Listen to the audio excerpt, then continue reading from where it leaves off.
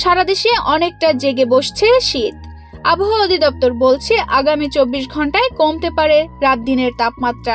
এদিকে মৌসুমের সর্বনিম্ন তাপমাত্রা রেকর্ড করা হয়েছে চুয়াডাঙ্গায়। 12 ডিসেম্বর সকাল 9টায় চুয়াডাঙ্গার তাপমাত্রা ছিল 10.2 ডিগ্রি সেলসিয়াস। পাশাপাশি রাজধানীতেও বাড়ছে শীতের প্রকোপ। 12 ডিসেম্বর সকালে রাজধানীতে তাপমাত্রা রেকর্ড করা হয়েছে 16 ডিগ্রি সেলসিয়াস। ঠান্ডা যেমন বাড়ছে, সাথে বাড়ছে ঠান্ডাজনিত রোগও। পৌষ মাস শুরুর আগেই তাপমাত্রা নিম্নগামী হওয়ায় দুর্ভোগ বেড়েছে মানুষের। এবং ইডেন বে কক্সবাজার সমুদ্র সৈকতের উপর নিজেদের একটি ঠিকানা। মাত্র 5 লাখ টাকায় আপনিও হয়ে যেতে পারেন এই হোটেলের মালিক। ইডেন বে, আ কনসার্ন অফ ভাইয়া হোটেলস। বেশি বিপাকে পড়ছেন খেটে খাওয়া মানুষ।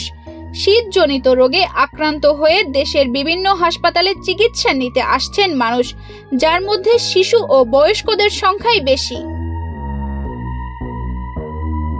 সর্বনিম্ন তাপমাত্রার জেলা চুয়াডাঙ্গায় ঠান্ডা রোগে আক্রান্ত রোগীর সংখ্যাও বেশি।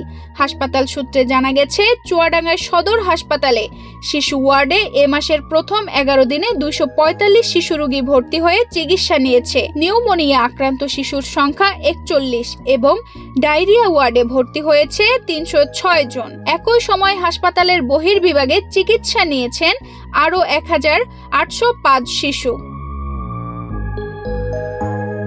উত্তরের জেলা পঞ্চগড়ের ঠান্ডাজনিত রোগে জেলা সদর হাসপাতাল সহ ক্লিনিকগুলোতে বাড়ছে রোগী। বিশেষ করে সর্দি, জ্বর, কাশি, ডায়রিয়া, নিউমোনিয়া সহ বিভিন্ন রোগ নিয়ে সদর হাসপাতালে শিশুদের চিকিৎসা নিতে দেখা গেছে। গত 3 দিনে হাসপাতালের বহির্বিভাগে যত রোগী ভর্তি হয়েছে তার অর্ধেক ঠান্ডাজনিত রোগে আক্রান্ত। এসব রোগী বেশিরভাগ শিশু ও বৃদ্ধ। শীতের তীব্রতা বেড়ে যাওয়ায় রংপুরের হাসপাতালেও একই অবস্থা। প্রতিদিন অনেক মানুষ হাসপাতালে চিকিৎসা নিতে আসছেন, তাদেরও বেশিরভাগ শীতজনিত রোগে আক্রান্ত রোগী।